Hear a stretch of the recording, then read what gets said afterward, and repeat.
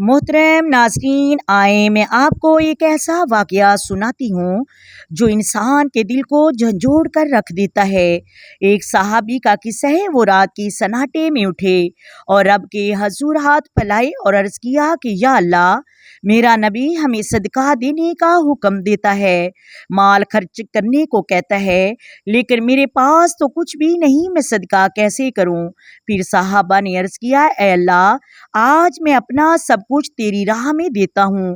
آج تک جن جن لوگوں نے میری بے عزتی کی، میرا دل دکھایا، میری عزت اچھالی، میں سب کو تیرے نام پر معاف کرتا ہوں۔ اے میرے رب، میری یہی معافی آج تیرا صدقہ ہے، اسے قبول فرما۔ صبح فجر کی نماز میں نبی کریم صلی اللہ علیہ وآلہ وسلم نے سلام پھیرا اور صحابہ سے پوچھا، آج رات کس نے صدقہ کیا ہے؟ سب خاموش تھے، کسی نے جواب نہ دیا۔ پھر نبی کریم صلی اللہ علیہ وآلہ وسلم نے فرمایا، اپنی عزت کا صدقہ کس نے کیا؟